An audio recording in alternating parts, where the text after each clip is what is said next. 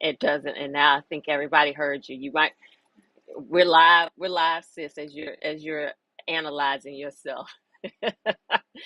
Good morning, good afternoon, wherever you are. Happy Sunday, May the 29th, the last Sunday of this month. We are gonna give it a few minutes to give people a chance to join us like I always do. But we are live. I am here with Regina Osborne. We're going to do some introductions in just a few minutes as I introduce the episode, the series. Good morning. Good morning from Seattle. Seattle, I appreciate y'all getting up and joining us early. So thank you. Good morning. Um, Good morning. We have one of your fans here, Regina. Good morning or good afternoon, Mills River, North Carolina. So it's one of Regina's fans. Thank you so much for being here. Um, one of well, we're happy to have your neighbor. So I'm going to kick it off and get us started, and then we're going to jump into our conversation. So again, good morning or good afternoon, depending on where you are joining from. And let me change to my slide so I can do this proper like I'm supposed to. My name is Jewel Pearson, and this is Miss Bohemian Soul TV. And this is the Creating Home, a Tiny House series. And this segment is the conversations on intimate spaces. Every Sunday, I offer live content. I alternate between these conversations and the What's Your Question part of the series where I answer frequently asked tiny house questions. To give you a little background on myself, I built what I call a kind of fancy tiny house in 2015. And since that time, I have shared my journey to hopefully inspire others who are interested in the movement. I offer coaching, consultations, and workshops to help others in their tiny house journey. And I serve up a lot of representation in the movement along the way. It is my intent to build figurative and literal community that is inclusive and accessible. And if you find this information and this video helpful, I am asking that you like it, that you share it, you subscribe to the channel, and turn on the notifications so that you'll know when new content is available. So thank you very much for joining us this morning, this afternoon, wherever you are located. And so I am, this series, I believe, as I'm doing these conversations, I believe that our homes, our tiny houses, our regular homes, but especially our tiny houses, tell a story, and they tell a story about us, and whether it's intentional or unintentional. And for tiny house people, I really feel like it is intentional. The story is intentional. And there's intent in your decisions to get there, in the design of your house, and living in a tiny home. And that is what I hope and want to explore in these conversations, because I believe it is so much bigger than just the house. And so, Regina, thank you so much for joining. Please introduce yourself to the world, to our audience, to your fans that have already joined.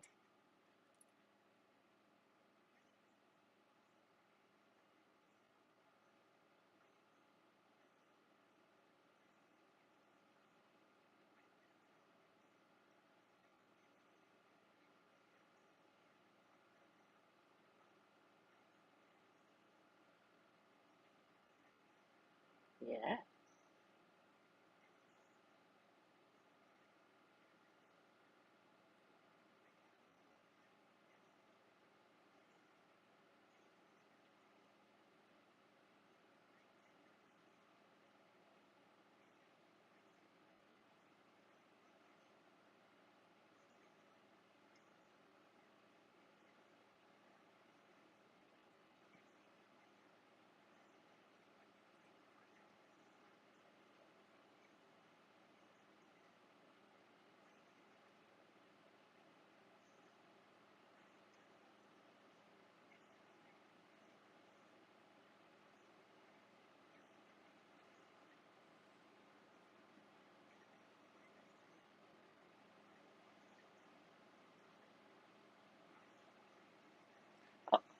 Okay, so wait, Regina. People are saying they don't hear your audio. I just saw that. Hang on a second. Uh, I know. Hang on a second. Let's see.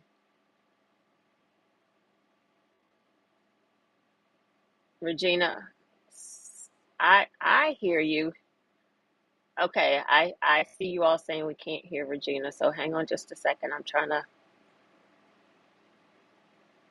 Regina, talk for a minute and let me know if they can hear you. Can you all hear Regina now? Just keep talking. Wait a minute, okay, hang on just a second. Can you all hear Regina now? No sound on Regina's end. Okay, hang on a second. Let's see what's happening. We are trying, let's see. All right, hang on. I hear you all saying we don't hear Regina. Hang on a second.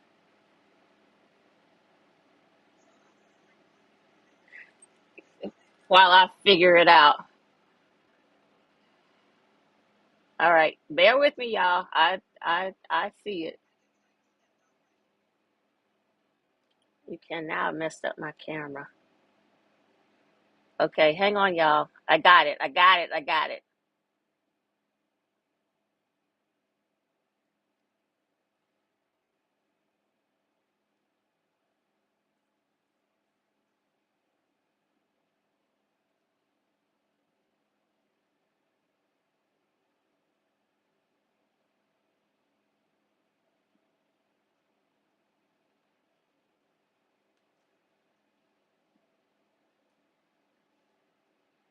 All right. Let's see. Let's see. Let's see.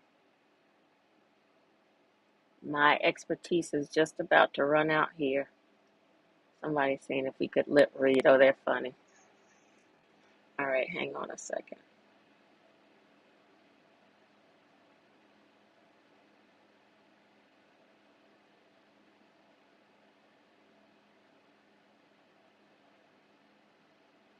Try it again, Regina.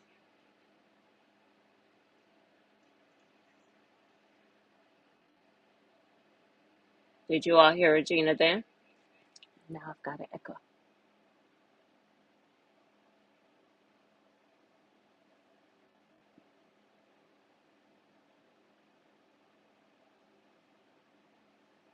All right. Let's see.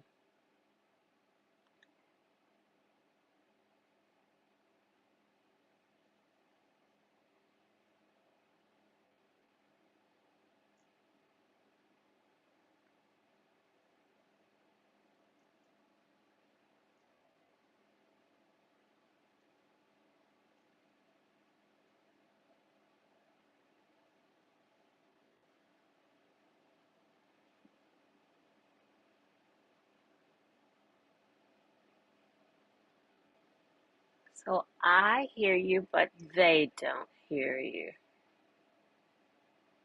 All right, bear with me again.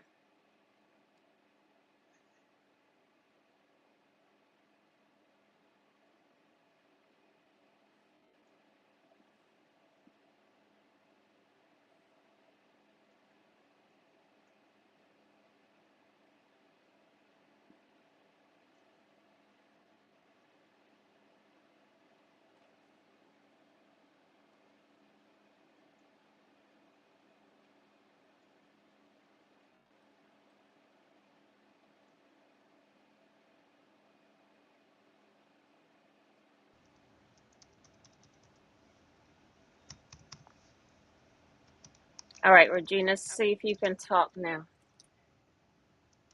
Hello. All right, I hear echo. Do you all hear Regina now? If I can fix that echo.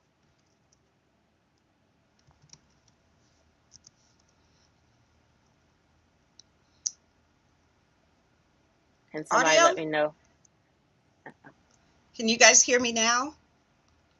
And this is not a Verizon commercial. Okay, Regina, I'm going to send you another link. Oh, wait a minute. You all Okay. hear it now? What is the yes? Can somebody say, yes, we hear her? Oh, hallelujah. Okay, now Oh, we I need fixed to get it. rid of the echo. Wait, let me figure out the echo. Uh, this is really stretching all of my technical skills. You're learning and growing. All right, bear with me now. I got to figure out how to get the cameras back and get rid of this echo. Regina, do you hear the echo? I don't hear an echo. Okay, guess, do you all hear the echo? As maybe I can put up with it if I figure out how to get my camera back on. Oh, y'all hear an echo. Okay, give me a minute. I'm working this morning.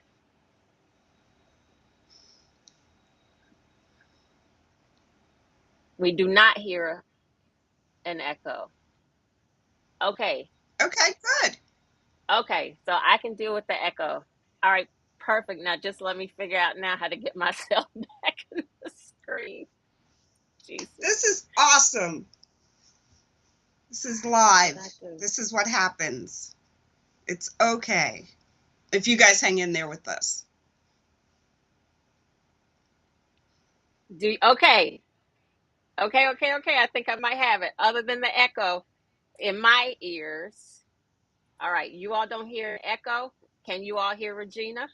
Regina, say good morning. Good morning again, people, All right. and welcome. Okay, let's kick this off again. Thank you all very much for being patient with me and my technical skills in this application. I love it, but it challenges me every single time. Okay, Regina, please introduce yourself again. Okay, I am Regina Osborne, and I am a registered nurse. For the past 2 years exclusively, I've been doing travel contracts since the pandemic. I went tiny in 2017, but the end of 2015, I got a call from a former coworker that said, "What are you going to do with your money?" I was like, "What are we talking about?" Long story short, a job I worked at was sold, the pension was sold, and somehow we were able to take the money out that we had put in. Of course, there's a penalty for that, but I had not gotten the information. So I Okay. called the union, found out that I was eligible to do this, and so the wheel started turning because I had seen an article about Jay Schaefer probably 10 years ago, 12 years ago, I'm not quite sure. Okay. And it was about his 98 square foot house. Fast forward a couple years from that article, I saw him on the Oprah show. And they had a couple spend 24 hours in his 98 square foot house. And I'm watching the episode and I'm like, it's so cute. I could do that, but that's too damn small. But I like the concept of being able to take your house with you, to be self-sufficient, and to really just have the things around you that are most important. Mm-hmm. So I had been following van lifers, some tiny house people. I had seen Jules' episode on HGTV or TLC. I'm not quite sure where I originally watched it. HGTV. Yes. So I watched Jules' episode, and she was so precise in knowing what she wanted, having her plans and her designs, and dealing with her builders. She was just like, I want this, this, and this. And she had a vision of what she wanted, and she did not stop until she got it. And I remembered that episode saying, that's a house I could live in. I don't think I have jewel money, but that's the house I could live in. Jewel didn't have It's jewel money. beautiful. It's beautiful. And it's a home. Whereas Jay's house to me was a little too much of a minimalistic approach to life. I mean, I think Okay. dude had like 3 pairs of pants. That's Right. not Regina. Yeah, they were doing the minimalist thing. They were doing tiny houses totally different from how I envisioned my plan as well. So I understand that completely. Right. but I thought I could do it if I had more than 98 square feet. So I still am in the process of getting my pension money, and I come across Randy Jones in Morristown, Tennessee at the time. And I'm watching Randy, and he just is like a knockoff Tom Cruise. I mean, in looks, he's kind of like a knockoff Tom Cruise, size-wise, everything. But he's just so down to earth and funny and humble, and he's building houses on the cheap. So I'm like, let me go to Newport and check him out. Is this for real? Okay. So I go, I have a consultation, and he literally sits there, and there's a picture on his Instagram, and with a ruler and a regular piece of graph paper, draws 2 floor plans for me. I had non-negotiables, and the non-negotiables were I needed a bathtub, a closet, and a kitchen, a real kitchen, because I like to cook. And he drew that for me twice. And so I went home. By this time, the money has come.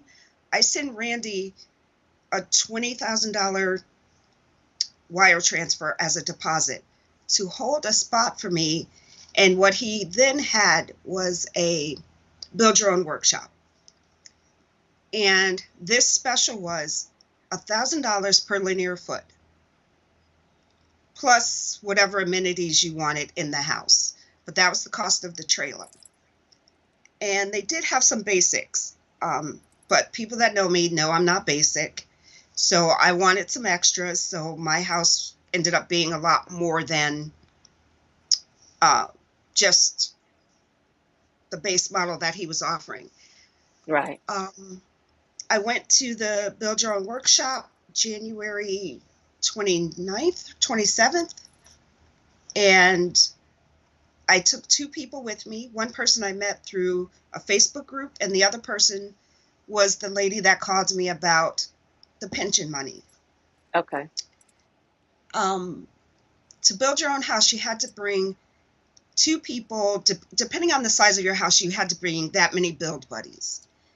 It was terrifying. I had never used a chop saw.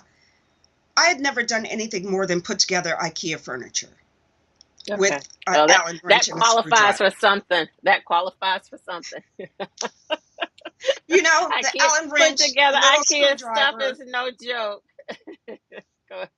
Yes. Exact. So the house build was built in 7 days. And it was a whirlwind. It was scary and fun and exciting and overwhelming all at the same time, as you can imagine if you have no build experience. But in hindsight, 5 years, 4 months later, I think I'm a general contractor. I think I could like hire some subs, get the electrician, get the plumber. I have Yeah. done so many things Yeah. that I never thought I could do. Right. Right. So I that's how I I became tiny. I can relate to that. Serving as the project manager, almost the general contractor for my build as well. Doing all of the things, I can definitely relate to that. Um, I remember you so having your blueprints and saying to yeah, him, I "That's got not right." I got I got started. I started my build from a piece of graph paper, and then and drawing it out. And I in the workshops, I say graph paper is fabulous because it gets you to scale, and it helps you understand Exactly. exactly the space for you to draw it out. And then I had the bonus benefit of my sister, who is an interior designer, helping me translate that to plans. And so then I was able to take those plans and work with the general contractor and have him build to my designs. So yes, that is the bonus of one of the things that you mentioned about knowing exactly what you wanted in your house. I feel like that is in the conversations where I answer, people are interested in the movement. I say that's so important, knowing what you need in a home, and even in a small space, paying attention to how you use your space in other spaces and translating that into your tiny house build, because it's going to be so important for your long-term happiness. And this weekend is my 7-year anniversary for tiny house living, and for me that is the Congratulations. absolute, thank you so much, that is the absolute um, reason that I have been successful, is having built my house to the things that I need for my space. And so I understand that completely.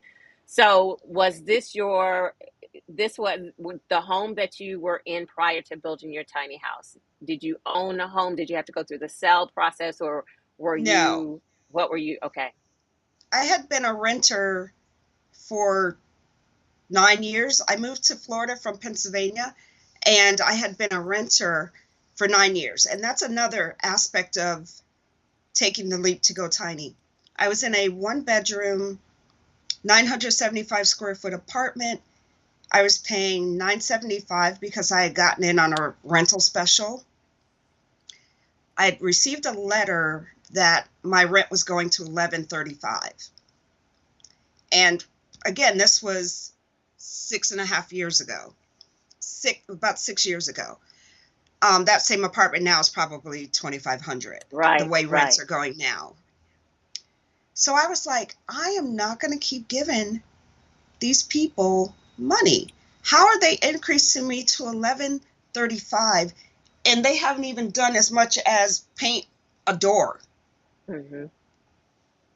I was like, I just can't. And I just trusted my ancestors, my grandparents, that this was the right thing to do. And it all fell into place, and it makes me so emotional because Okay. All right, Regina, it you're gonna get us just, crunk and crying this morning. I know, but the way it I happened was so crazy I understand.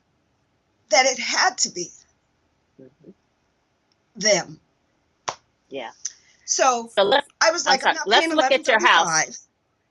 Huh? Let's look at your house, and you tell the story as we're looking at your process and the build. Um, Okay. to have you walk us through some of the stages, and so um, here we go. All right. So Are you you showing were. the workshop? Can you not see the screen? I'm sorry. You were, this is the first picture that we're looking at. I know it is the order with Randy, where you talk about the piece of paper in the sleeve, where it is talking Yes. about what you wanted in your build. Right. Those are the plans. And again, Randy is not an architect, and he doesn't um, have blueprints. It was literally like the sketch he had done, and the items that I brought, and the size of the house. So you get there, and your house is framed and wrapped in house wrap, and that is Mm-hmm. it. So you get there on Sunday afternoon, and that's the orientation, where I thought he was going to walk us through, hey, this is a chop saw, this is how you measure a piece of wood, this is the type of. It was none of that. It was like, hey, yeah, you can do this, and this, and if you want to add this or that, just let me know. And And be get to here at work. 7 in the morning. That's, so the picture that we see, it's you, and I'm thinking one of the people you brought with you getting to work. Yes. As a nurse, I kept telling Cindy, who is also a nurse, that I need all 10 fingers. Do not push that wood too fast. And we cut every board that was on this house, on the exterior of this house. We cut every single board. And of course, now I've renovated my house. I renovated my house in July of 2020, but at the time it was board and batten white pine. Okay, so And we now cut what we're every looking board. at, is the electrical, the wiring. So did you do that's the wiring, actually the wiring and the plumbing. So were you involved in doing this part of it too, or Absolutely. okay, all right. And what was that experience like? Okay, so the electrician is there and he's asking you where you want outlets. And then he had my friend Sim Burrell, who was my second build buddy, take this like 3-inch drill bit and go through the studs Mm-hmm. so we could then To pull the run it. wires. Yep. There's a hole in my left corner of my bathroom because she kind of went through the stud, and she turned and looked at us, and he was like, "Oh, it's fine. We're going to spray foam and it'll be fine." But that's what happens when you give somebody a 2-foot drill bit and it Absolutely. takes you like this, you know? But Absolutely. yes, we pulled every single piece of wiring. We pulled all the PEX plumbing. We Mm-hmm. pulled all of that. Um, that's day one. Day two, they spray foam the inside and the underneath the trailer. So then you jump Okay. on the outside and start doing the siding. Gotcha. Okay.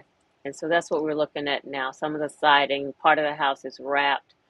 Well, here's the entire house wrapped, and then I kind of had this out of order. And then the other picture was the siding starting to go up. And then this is the finished house for the most part, but it doesn't have, um, it's not painted. So it's the Correct. exterior before you paint it. Are you able to You see this, don't the paint slides your now? house This, there. okay. Oh, okay. All right. No, it's 7 days. You get in, you get out, next group. So all the finishing touches are done once you have your house on site. When you leave there, your house is just the regular board and batten that you put on. Mm-hmm. Um, the interior is just the 8 by white pine tongue and groove, if Okay. that's what you picked for your walls. Your house has no decoration, no nothing. Okay. And I think I sent a picture where the kitchen was just plain. The kitchen We get, cabinets they do build for you before you get there. And there's a story with that as well. Um, I was working full-time night shift, going part-time for my BSN online. And so Randy and I and Amanda, his office person and right-hand girl, were emailing each other. And I was going back and forth whether I was going to have a conventional stove and oven. And so I finally decided I'm going to go for the 24-inch stove and emailed him the specs for it. And by the time they got back to me, Kevin had already built my kitchen. okay. So, okay, quick, jump on Amazon, induction cooktop it is. Yep. And I have a smart oven by Breville, which everybody that has a tiny house mostly has a smart oven by Breville. So then I ordered the induction cooktop. We decided to cut the countertop, and it looks like it was built in and always meant to be. With the exception of it's about an inch wider than the window, and if I had designed it that way, it would be perfectly symmetrical because my OCD likes things that are perfectly symmetrical. Mm-hmm. But building a house in 7 days, you have to kind of give up that perfectionism, especially when Yeah. you're doing most of the cuts. Yeah. So there's some I, there's some wonky pieces. uh, but for me, I have a couple of like my closet door is warped. But for me, and I could change it out at any given time, but it is a reminder for me, kind of like what you're, I think, alluding to.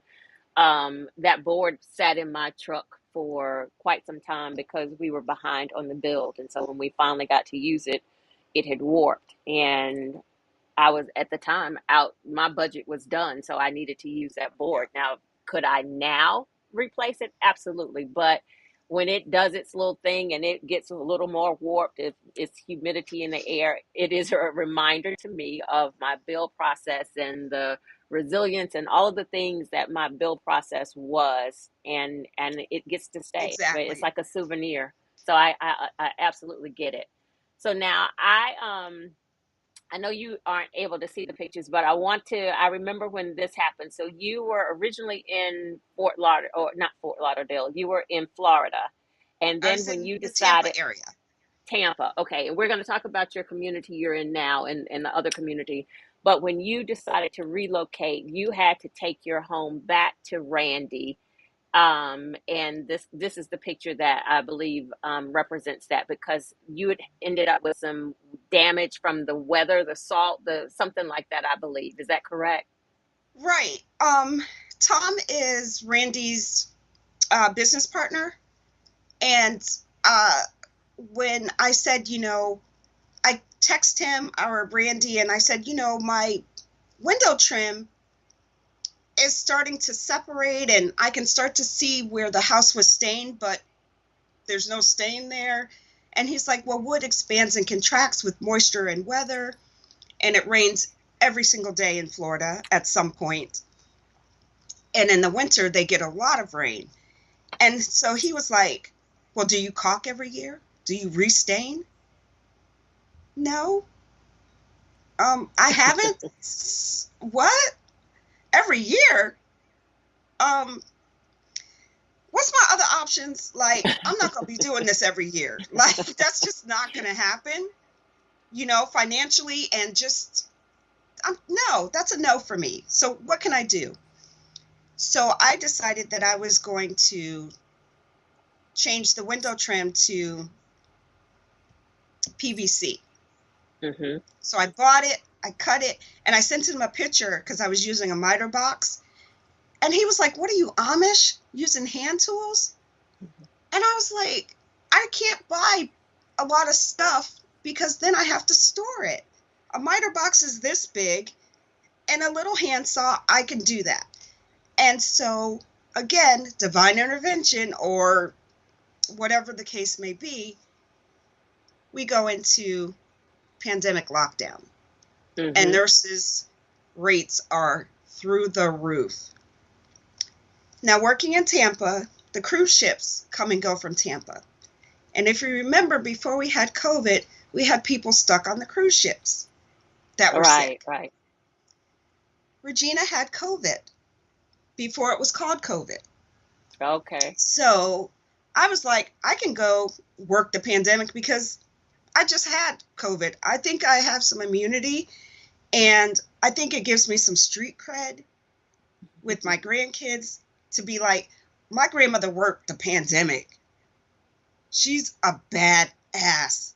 She did that, so I'm like, I'm going to make some money.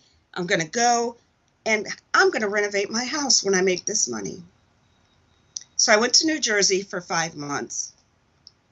And when I came back from New Jersey, I was absolutely positive that I was moving to the community I'm in now.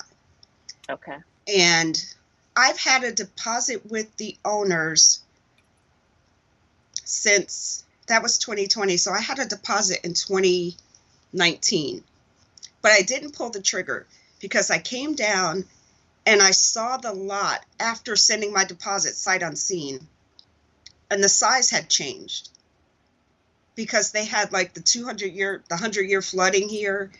And so they reconfigured the septic. Something happened where the lot I had originally picked was no longer the size it had been. And my house is 8 by 24 foot. And I said, I'm going to be on top of my neighbor. And that feels weird to me. So I didn't tell him when I was here because I felt so bad because he held on to the lot for me for so long. And so I waited till I got home and I was like, yeah, that lot's not going to work for me. I really appreciate it. And he said, the deposit is non-refundable. And I said, I understand that, but I'd rather have a deposit and pass on the lot than to want it and have it be gone. And it was a small amount of money, comparatively speaking. So he said, how about if I hang on to your deposit because we're building a phase 2. Okay. And when we get it started, why don't you come down again, or up, I should say, come up again and pick a lot. And that's what I did. And I picked my lot when it was dirt and PVC piping sticking out of the ground. Okay. And I went home, and again, I didn't move here for another year. So this was always going to kind of be my spot, I guess. And I learned about this community from Matt Heath, who is tiny house delivery company driver. Okay. And he has transported my house 4 times. And he is absolutely wonderful. And he had come to Florida, and I saw him in Tennessee when I took my house to Randy's home show, and he was like, how's it going? And I said, I really don't want to be in an RV park, because although they had 2 other tinies, RV parks just jam in as many people as they possibly can. And the community was 70 and above. And granted, I qualified for over 55 housing, but I still think I'm young, and that wasn't really my crowd, so to speak, although they were lovely, and I did make a very good friend there. It just wasn't the vibe I was looking for, because it was such a Okay, an so Regina, attraction. I want to step back before we really start talking about the community. I want to step back and ask you some more questions about the house, and then I do want to dive Okay, into your communities. sure. So when you think you had seen Jay's house, um, your money comes through, and it starts kind of coming all together for you. If you Yes. think about how you grew up, your family history, any of that, were there any things that kind of in the background as you've watched your journey? Was it anything growing up that you feel like kind of led you to this? I know we talked about the ancestors, and they're always with us. But Yeah. has there been anything as you're looking back? It was like, okay, this was happening, and this was kind of part of how I ended up in this part of in the journey. Well, I think because I'm an only child, Okay. I spent a lot of time in my bedroom with my 13-inch black and white TV. Okay. And Making a fort like my seriously, daughter. My daughter's an only child, so she always had a fort going in some books in her private fort. I wore glasses. I was a 32 She's double A. Nobody was checking for me. So I was always kind of until alone. you got grown, and that was a bonus. Exactly. Um, so I was always kind of like a loner. Although I had friends and I'm social, I'm still very much by myself and Okay. private, and I'm okay with having everything I want right around me, Okay. if that makes sense.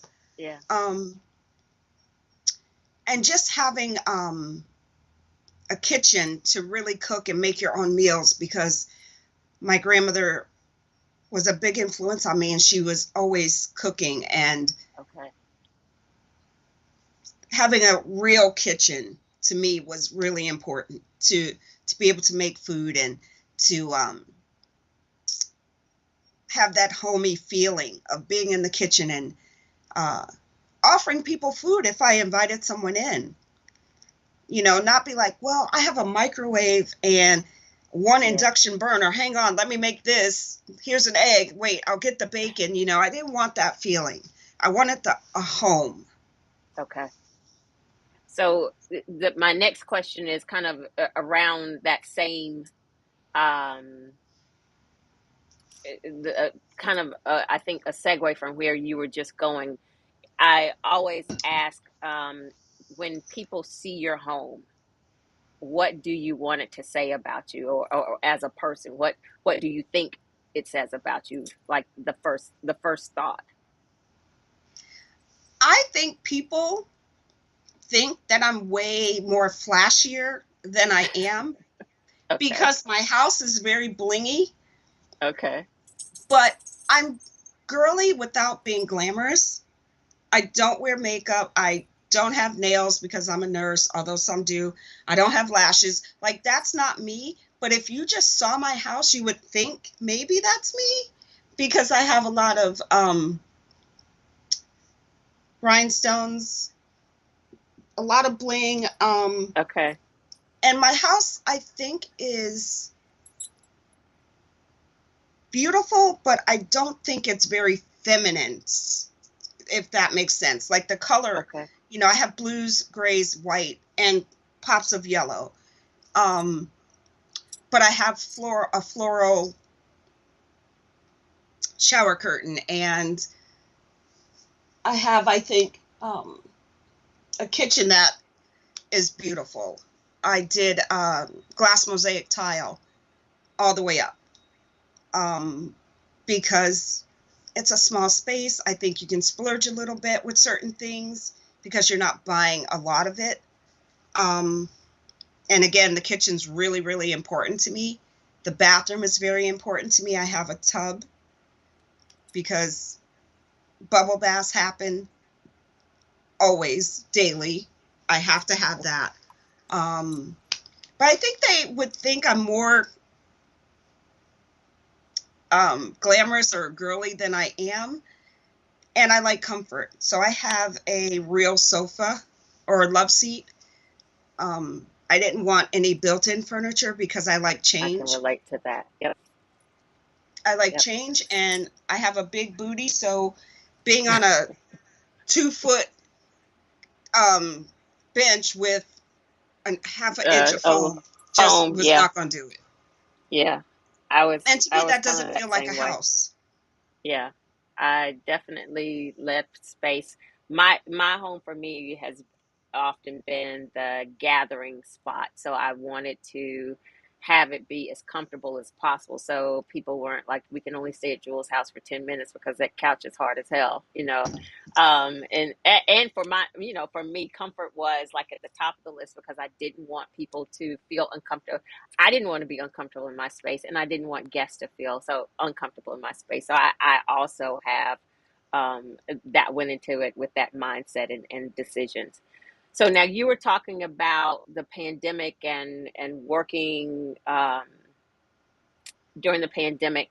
How has that experience, like quarantine, all of that, how has that impacted your feeling about living tiny, your decision to go tiny? Like, I know for me, it kind of increased my sense of gratitude for this space because it was just like a safe haven. How has that felt for you, especially as a traveling nurse? How does that? Well, it goes back to the name of my house. His name is And Nido. thank you. He, Mm-hmm. he is a boy. Um, Nido means my nest in Spanish. I come through this door and I don't have to really go back out for days. I've always got food. I'm always stocked up. I can cook. I can lounge. I can watch movies. I can sleep and rest. And when I go into my loft to go to bed, it's over. That is my safe, happy place. It is such a little cocoon. Um, but don't get me wrong, it's spacious. I have the same queen size bed I had when I was in a conventional apartment. my loft is 51 inches in height. So I can sit on my bed and my head does not touch the ceiling. So there's plenty of room up there, but it's comfortable and it's just everything to me. This house is literally everything to me. And I just love him so much because it gives me everything I really need. And I talk about him like he's a person, I know. But he really is just so important to me because I never thought it was going to happen. Yeah. So I know you just came from a 5 month work stint. And I have just recently, earlier this week, I came from being away for 3 weeks. I was in the Outer Banks, and I was Nice. and this is, thank you. It was good. This is kind of relating to your conversation about the wanting to be back in your space. So I was in the comfort in the cocoon of your loft. I was in a four bedroom, four bath home, plenty of space, absolutely, beautiful big space, and I was ready to get back to my tiny house. And the funny part is, like, I laughed when I got here because I'm not sure whether I was more excited to be here or Nina was more excited to be here, because she was like, she shot off. He was like doing all the things, like she really missed home. But it is just something about, one, being in your own space, and then Right. the comfort of the small space that is really soothing. And so I can relate to what you just shared about wanting to be in your in your space. Now, in this journey, did you learn anything new about yourself, like during the build process? Have you learned anything new or discovered anything new about yourself through all of that? Absolutely. Um, I believe that I can do anything. And I know that I can't, in theory, do everything, but I seriously believe that I can. And I have gained so much confidence in my ability to see something through to the end and beyond. I recently tackled tiling my bathroom. I had Okay. leftover tile from the kitchen because you have to buy 10% extra than they think they're going to need. Right. Um, and I kept saying, I'm going to get somebody to tile the bathroom. And so I called someone and they were like, oh, that's a really small job, blah, blah, blah, whatever. I was like, yeah, I know I should have had it done when I had the kitchen done, but I didn't think of it, kind of. I don't know why I didn't. But for 3 years, I've had this tile in my bathroom underneath the linen closet. And I was like, it's either getting out of here or it's going up on the wall. Okay. So, I did what everybody else does. I went on YouTube, watched a couple videos, thought I could do it. And with the exception of a couple wonky cuts, I did all right. It's good enough for me. Absolutely. Yeah, you should have given us shared one of those pictures with us. Yeah, we're Facebook friends, so I did get to see it, and you did a fabulous job, and I also Close can up. relate to that. No, hey, it it It's it like a works. Monet. It's like From back here, it's like, wow. we know the imperfections, but nobody else ever sees that, because True. our eye is just trained to look at the minute Hone in detail, on and that. exactly, and give ourselves the blues, where everybody else is like, oh my God, that's so gorgeous, so that's beautiful, and you're sitting there thinking, but I did this, or this isn't But did you right, see but that? nobody else. See right there? Yeah, yeah, we do that to ourselves, and I think even more so as women. um I was getting ready to ask you something we were just talking about. Oh, Oh, where about you were saying being the away. confidence level.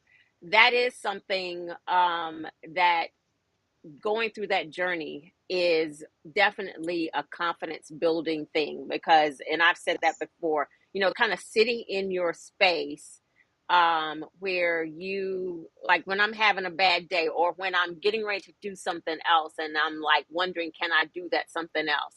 And then I have to say to myself, Jewel, you're sitting in a space that you designed, that you built from from a trailer to nothing, from nothing to a trailer to an entire home, and A now you're sitting gorgeous in. home.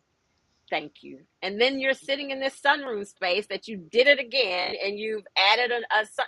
So yes, you can do whatever this thing is that you're sitting here Right. going through this self doubt, but it is again one of those things that we haze ourselves with. And building a house and building a tiny house is absolutely a definite confidence builder. So I'm glad that that is where you landed with that. And one of my friends captured your "I believe I can do anything" as one of the best quotes, and I love that too. Um, But let's can I talk add about. this Oh, too? sure. As a Black woman in the tiny house community, you were like the first. I'm certainly not the second, but we're underrepresented.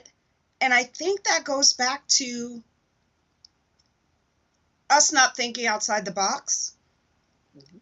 and the fact that we usually have so many other family members with us that tiny is not necessarily doable.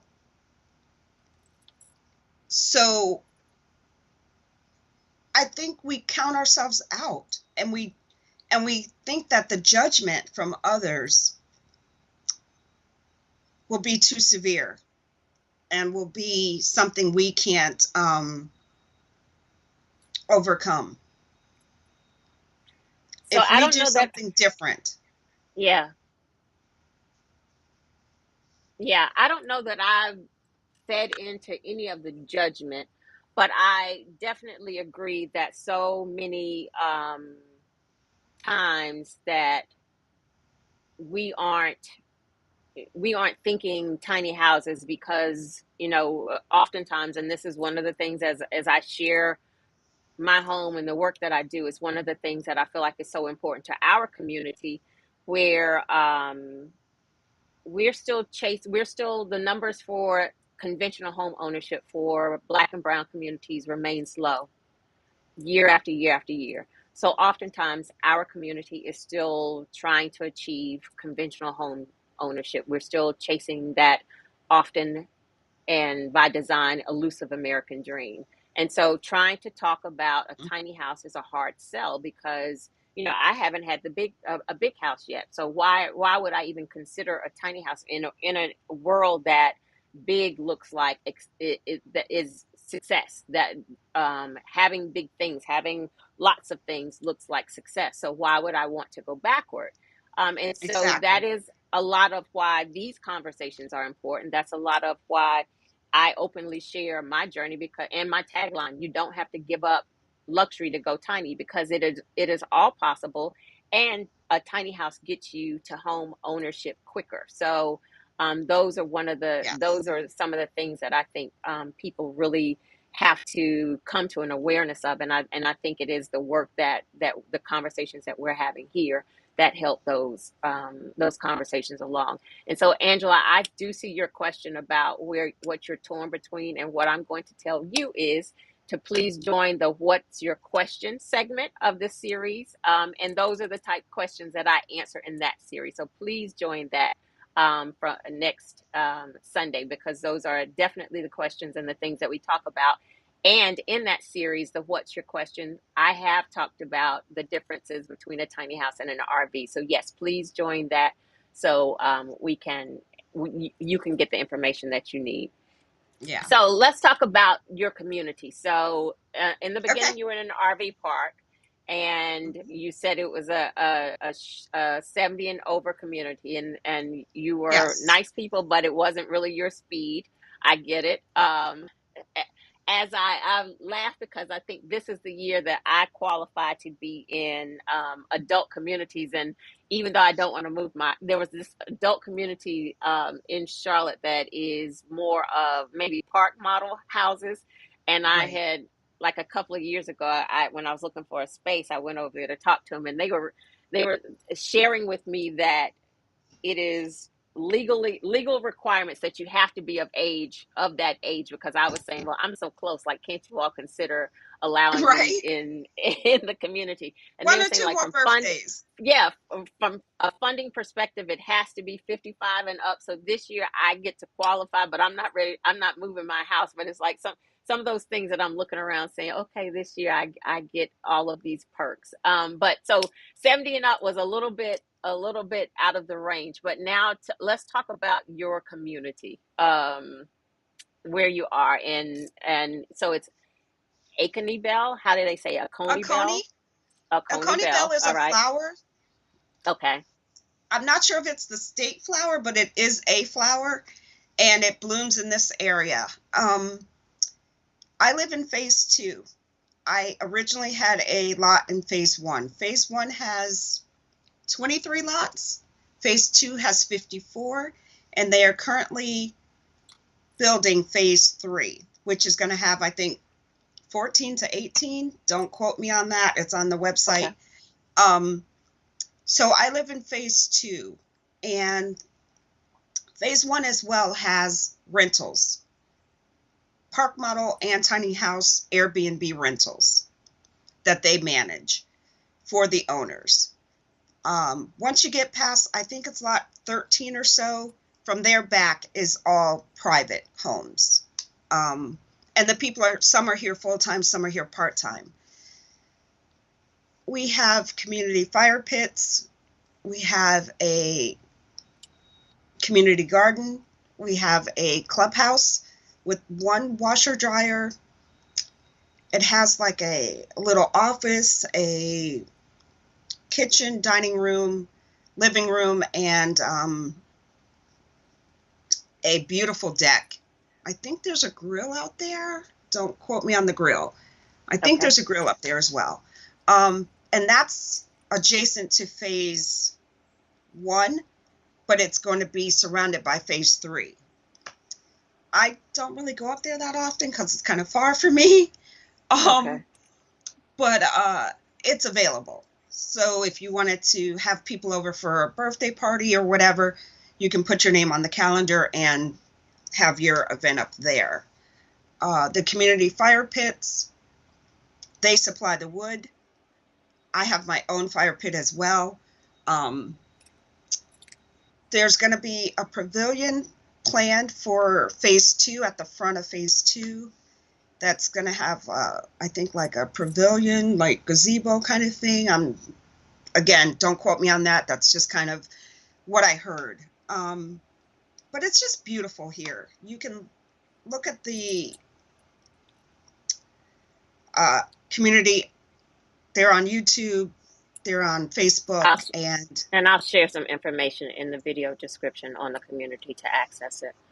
Um, right. so, so I am obviously I'm going to dive into this a little deeper as Black women. Right. A lot of the work that I do, and the sharing, and as I get hit with why do we have to talk about tiny houses as related to race? And Everything I is related to race.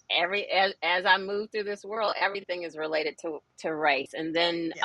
when I look at the numbers associated with the tiny house movement, there was a study done in 2019, and I think the number is, and I always remember it right before the session, and then I completely forget it.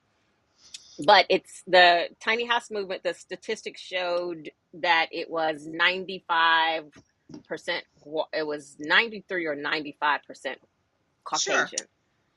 Sure. So then that leaves the 5%.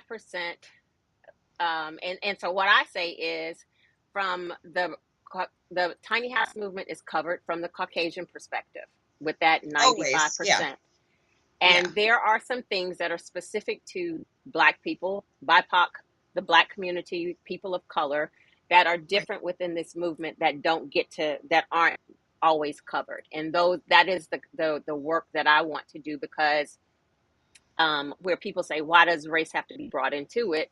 I've had to move my house twice because of challenge from an RV park initially, the first place I was in the RV park, because of issues with racism, and I didn't feel safe in that area anymore. In a rural area where I placed my tiny house, and then ended up having to move it because people in that area were coming onto the property, and I was the only one on like 10 acres. So it became an unsafe space for me, where, Right. somebody was arrested later on because of racial intimidation. I've run into racism attending Disgusting. tiny house events in rural areas. And so whether you want to acknowledge it or not, it is a thing. We are a couple of weeks past Buffalo, and it is something that we It have can't be to denied. always have our heads on swivel, because Right. of walking through the world as Black people, as Black women, as single Black women. So Single. I was I, just about to say that. Single. Right. yeah. Um, And so there, I know there is a community not too far from you that I know has had some challenges with racism. I know the Klan was actually in that area, and that was widely known, that that community had some challenges because of the area. Talk to me about how you feel as a Black woman in the community, in your specifically, in, so it's two parts, specifically in your community and then overall in the area. Let's talk about that. I in the I'm laughing because John Monroe absolutely loves me. And he's loved me from the first time we spoke because his wife Stephanie is a nurse. So I called him when I initially was thinking about putting a deposit on a lot before visiting. I said, I'm a night shift nurse, so, I'm calling you now if this is not a good time. And he was like, oh, you're a nurse, blah, blah, blah. My wife's a nurse. And from that moment on, he has just absolutely loved me. And he is the most kind, loving, generous person I know. He's very easy to work with, and all are welcomed here. And I am officially his chocolate drop. That is my name that he calls me from time to time.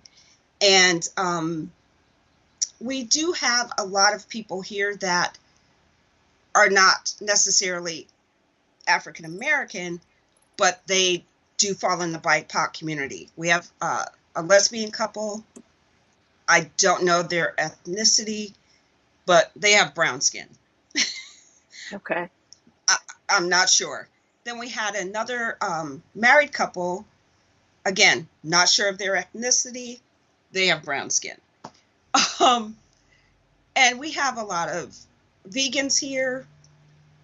We have some lesbian couple. Like I said, a lesbian couple. We have some lesbian people. Like, all are welcome here. John, Mark, and Jim, they're very, very easygoing, kind, loving people. I have not felt unsafe here. I leave my house months at a time, and my neighbors are on it. Like, my neighbor yesterday pointed out that the back of my house has some discoloration, a couple spots, because she walks her dog back here. And she's like, I don't know if you still have a warranty, but you might want to talk to your builder. And I'm like, okay. And I'm like, oh, it does look weird. It kind of looks like somebody spray painted some areas, but that didn't happen that I'm aware of because I was at the remodeling, whatever. So people look out for each other here. I have never felt unsafe, unwelcomed. But again, I have a very close friendship with the co-owner. This area, I have worked in Asheville, downtown Asheville, and I've worked in Hendersonville, which is just adjacent to us. Have not experienced any racism, that maybe some microaggressions, like sometimes I'll go into the patient's room and I'll be talking to them and telling them I'll be their nurse for tonight. And they hit me with, "Oh, where'd you go to school?" And I don't call them microaggressions. I call them aggressions because they're all aggressions. It's all aggressions. It's Subtle, not subtle. micro and macro. That was a subtle one. So I'll say to them, "Oh, I went to nursing school in Philadelphia." "Oh, where'd you go in Philadelphia? Are you familiar with Philadelphia?" Like, Like, if I why are you just asking? said Yeah, some why are you random name, asking? would you know? Like, Yeah, um, I yeah. I So oftentimes we hear and I'm going to step back on this because oftentimes we hear the all are welcome, and I appreciate that sentiment. right. It is, as I started out in the movement and I was trying to talk about the experiences that I was having, the differences in my experience. So it's a challenge to find a place to place a tiny house, but then as a Black person, there's a double challenge because I also have to make sure it's a safe space, not just okay with tiny houses, but I have to make sure it's a safe space. And Right. one of the things that I And that's kept why hearing I don't plan on owning land for that reason. understood. I don't want to be the One, only person there. so I I kept hearing from the tiny house movement, as I was saying, this is part of the conversation that we need to be having. This is part of the larger conversation, the challenges and the differences Mhm. for the BIPOC community in this community. The sentiment kept being said, all are welcome.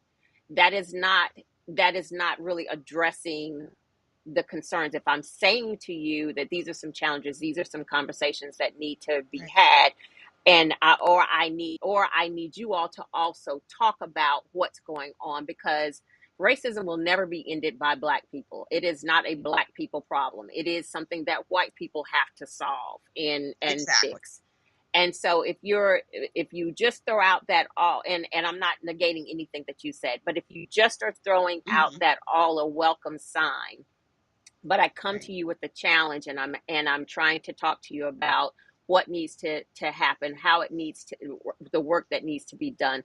There's a difference that in all is welcome, and I am truly welcome here as a Black person because you're understanding what I'm talking about. You're willing to have the conversations. You're willing to make some changes if I'm saying something to you that needs to be done, or if I come to you with a situation, I know that you're going to address it, and not just throw out that all is welcome, because that blanket doesn't always work. So I'm excited that you feel very welcome, and again, not negating anything that you're saying, but I But feel I like it think is really too, important people, for us to talk about the fact that race has to be part of the conversation, and it has to be acknowledged that there are some challenges, and you just can't have on the all or welcome blinders and feel like that's the end all and be all for safety. and I think too, somebody was talking in the group, the Black tiny house people.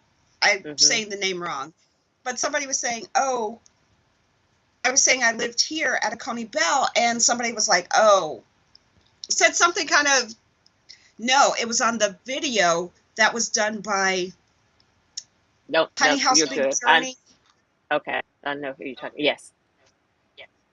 Um, Someone commented on that video that they didn't see any Black people, or something to that extent.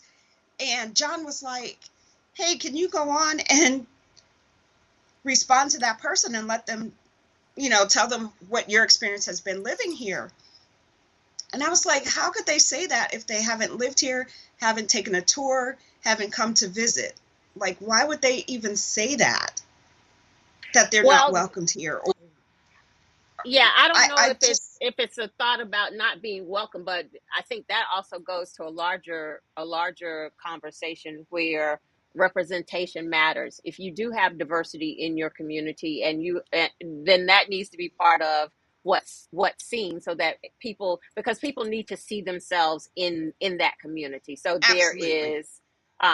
there is a difference in, if all I see is white people, then and that was one of the things that the conversations when I first started this movement. There was a tiny house group, and they were sharing of an event that they had been to, and picture after picture was all white people, and someone black said, where are all the black people? And then all the white people got upset. Why did you have to bring race into this? Why, and somebody said, well, we were having a good time. Why did you have to bring race into it? Representation is important. And I put it back on them. If you were interested in something, if not maybe tennis, you were interested in tennis, and you went to look at all the pictures of this event or this class you were going to take, and everybody in those pictures were black, would you feel welcome? Would you feel a little uncomfortable? Absolutely. And I know that you would. Right. But white is the standard for the United States. And so they don't necessarily have to think about, I don't feel welcome here because everybody looks like me. So representation is absolutely important, and we need to see ourselves to know that we're part of this, and it is a diverse space, and we're included, and all of those things, just not as white being the default. So I totally get it. And again, In why all these fairness, conversations are when necessary. they came to film, I was in Texas on a travel You assignment. should, So, you should, um, yeah. Yeah, yeah, I get it. No, unfortunately, and I wasn't speaking specifically to that, but those are the questions that yeah, that have to be addressed when people are wondering why other people don't feel included. So that that's important. Um, where thank are you, the black thank you. builders too? Yeah, that's a another conversation, That's another and work, aspect too. Maybe and yeah, bringing work that that whole thing together. Yes, absolutely. A consortium is what I really want to work on.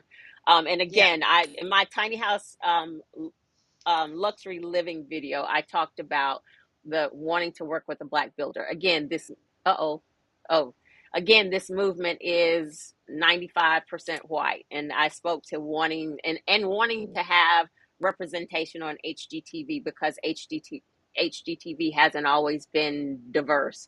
And I always get hit with, why did you have to say you wanted to work with a black builder? They're minority builders for a reason. There are not a lot of them, so I want to be able to spend money in the community and also have representation because that is important. So Right. yeah. So thank you for yes, there are a lot of black builders in Atlanta, but we're talking specifically tiny house builders, and that is Tiny house. Right. a totally different thing. Okay, so thank you very much for answering that question, because I know people are, especially our community, is often asked about can I place a tiny house, and so we want to hear the feedback on the community from your perspective, and I thank you for sharing that And I have information. invited many people to come and tour my house that are interested in tiny houses. I did that so many times in Florida, because if you've never been in a tiny house, you can't really wrap your mind around living in 198 square feet. Mm-hmm. Mm-hmm. How would I move? How would I move in this space? And anybody that contacts me that's interested, I always say, go rent one for a weekend Mm-hmm. and see what it feels like. Um, come tour my house. I'm totally fine with that, and see how my kitchen's set up, how the bathroom works, and how the space feels.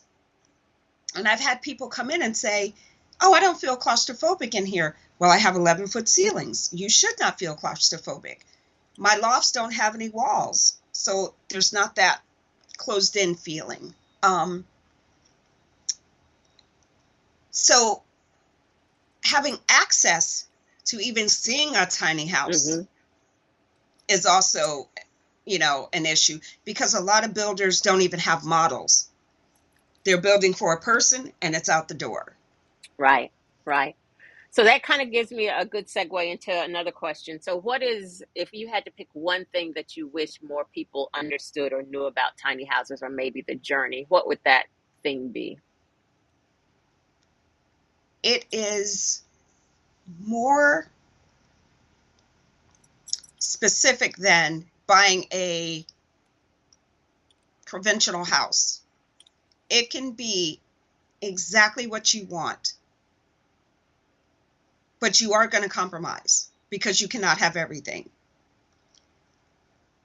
Okay. Whether it be price, square footage, or whatever the limitation, there's going to be limitations, but I feel like your house can more represent you than a conventional house. Even if you buy the upgraded package or go with this package of upgrades, it's still going to be It's personal. more It's of personal. you. Hmm. Yes, much more of you. Yeah, it's definitely personal. Yeah, I would agree with that for sure. Do you see yourself as being part of the tiny house movement, or do you just live in a tiny house? I think I answered that in the somebody was saying I was saying I'm going to be off this summer and I might start vlogging some. In the beginning, I'm 5.5 years out. And in the beginning, I posted a lot. All the projects I had done on my Instagram, on my Facebook. Like I said, I invite people to my house. And every time I invited somebody for a tour, they had to agree to give their impressions on video, which I would then Okay. upload.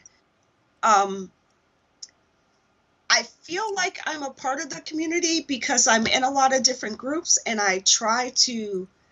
um, uh, I try to engage those groups. But again, these last 2 years, I've been very busy with nursing and traveling and stuff like that. But I still try to encourage people to take the leap if they Yeah. are interested. Yeah. I could be Um, more engaged, but I feel it, like se- people kind of know me a little bit, or I yeah. hope they do. Yeah. I think so too.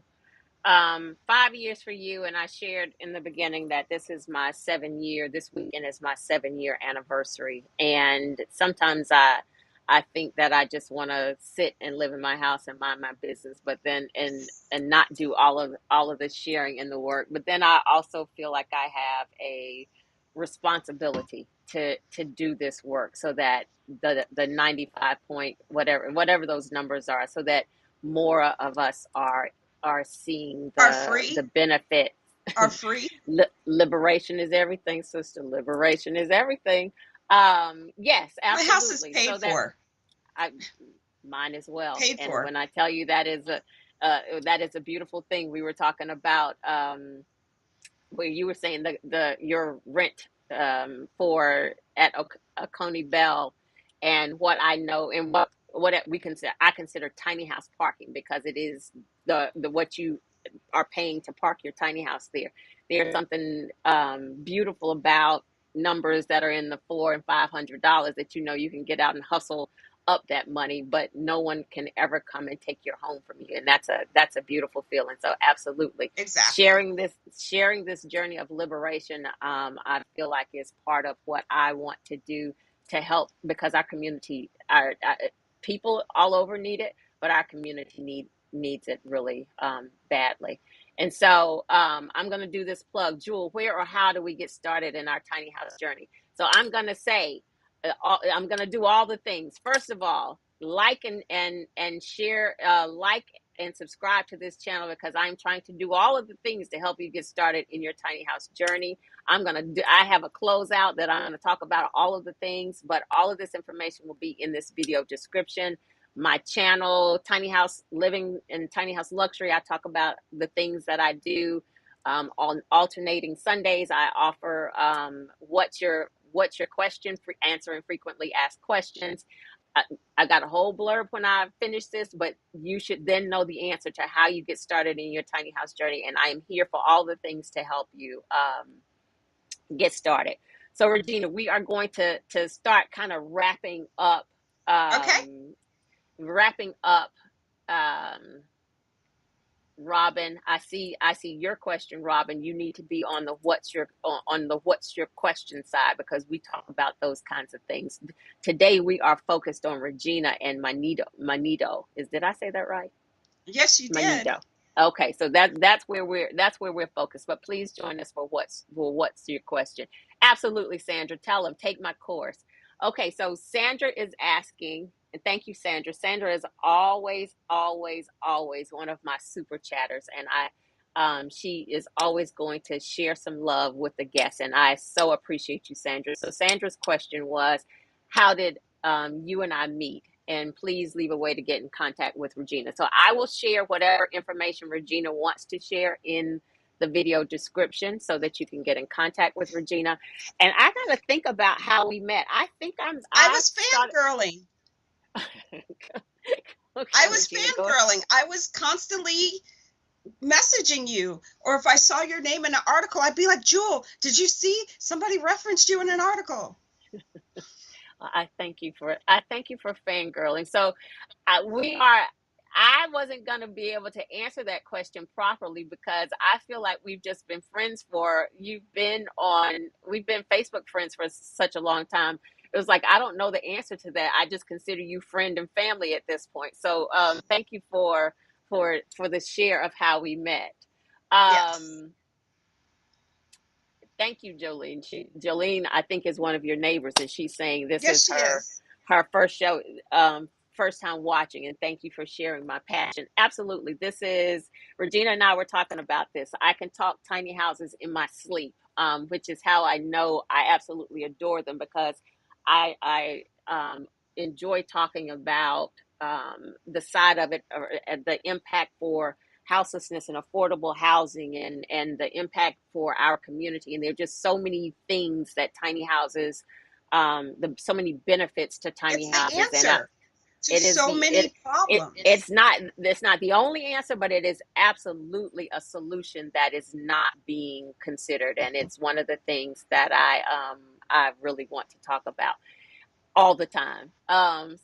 So what, if you were to write an autobiography, what would be the title of your autobiography, Regina? Oh, that's a good question. That girl is crazy.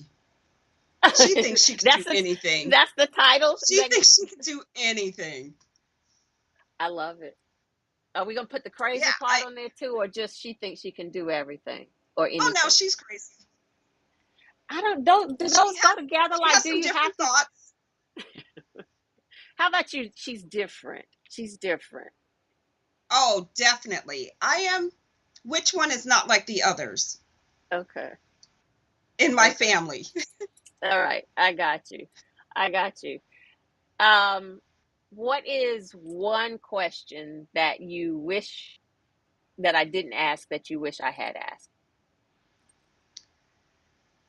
Oh. I don't know. Let's think. Oh, maybe what was the biggest challenge? Okay. What was your biggest challenge? For me, the biggest challenge was really putting trust in my builder. Because like I said, I wired him $20,000 and like he could have absconded with my money. And I know someone that happened to. And you may know the story. Not with him. Oh, I know who you're talking about, but not with him, somebody else. And I know exactly who you're talking about. But yes. Yeah. Mm-hmm. I know someone personally that wired him money and he then ended up going to jail, and these people are just out of their money. Not your same person. You were talking about somebody Absolutely else. So not. let's be clear, because that kind of sounded like it was the same person. Randy Jones, so not Incredible Tiny Homes. Yes, it was somebody else. Yes, absolutely. Contacted me and said, "Oh, do you like your builder?" I was like, "I love him and now consider him a friend, family type member. I can call him and tell him something's going on with my house." Prime example, I got my house home, and although they had the specs, when my refrigerator was delivered, it did not fit. Okay. I called him and I was like, "Tell your mama to get a black dress." And he was like, "What?" I was like, "I'm going to kill you. My refrigerator doesn't fit." He was like, "What do you mean?" I said, "It's in the middle of the living room. It does not fit." He called a friend of his, a builder locally in Florida. The guy came, he moved the half wall, or I think it's like a quarter wall. He moved the quarter wall literally a half inch. The Okay. measurement was off by a half inch.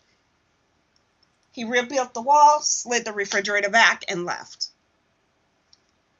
And That's service right there. That's standing behind your work. exactly. There's nothing in writing. Randy just has his word and his name. And I have never had a problem with him. I took my house to his home show and got about there's a honeydew list. I'll send you the picture so you can post it.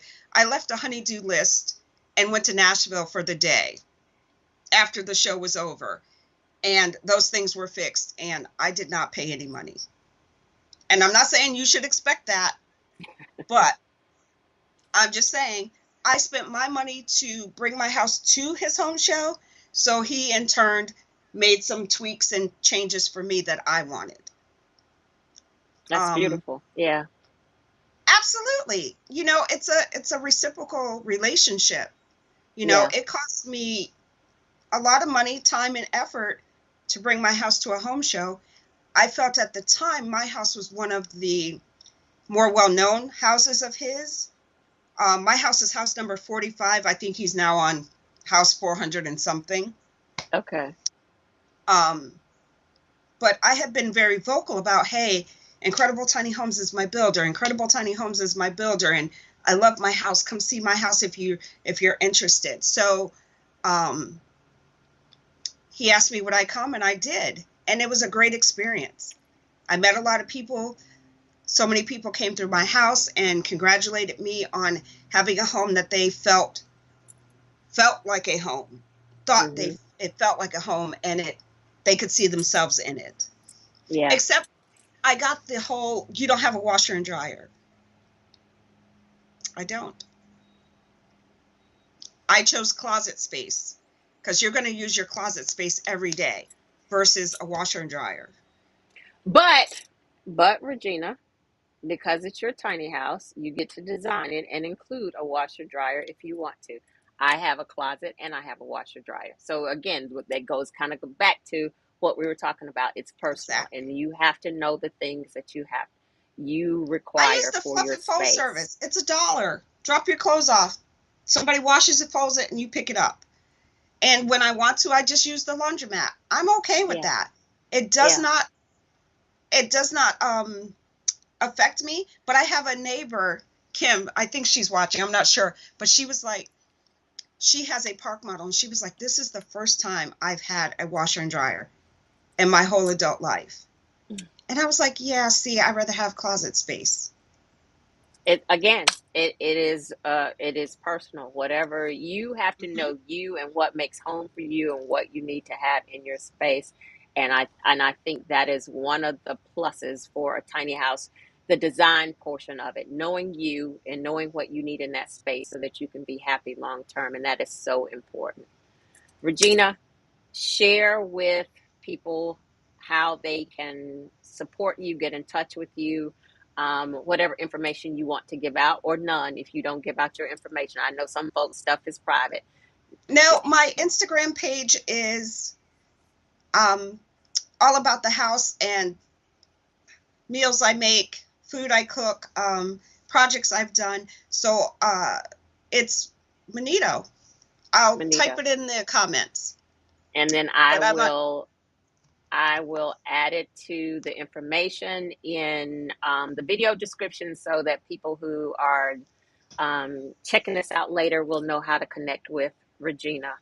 And so Miss French Twist, you made me laugh about your necklace, Miss French Twist. That was a funny comment. And then you asked, do I work with Randy? I have not worked with Randy.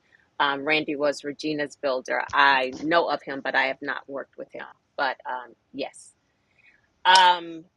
Regina, I thank you so much for being with me today. I thank you for working with me through the technical difficulties. I thank everybody for, I know you all are going to let me know when something is not working, and I appreciate you all. I appreciate you all hanging around so that I could fix it. I appreciate myself for fixing it and figuring it out, because Regina and I talked about that getting started. It's like when you're under pressure and you start sweating and getting all nervous. And so I was like, Exactly. I really, really don't know if I know how to fix this, but I'm glad that I was able to do so, and we were able to have this conversation.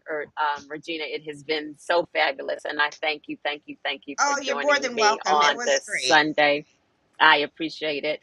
I am going to do my closeout, and this is the question of how do I get started on my tiny house journey. This is going to answer all the things.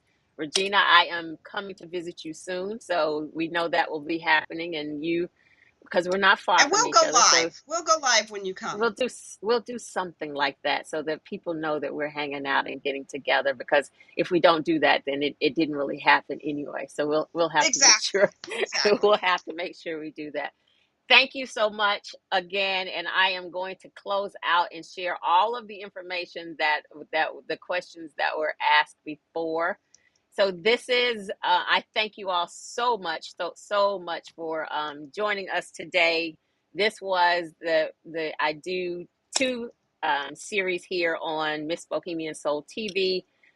This was the Conversations on Intimate Spaces segment of this series, and then there's the What's Your Question segment of the series, where I answer some frequently asked questions and I share tips to help someone in their tiny house journey.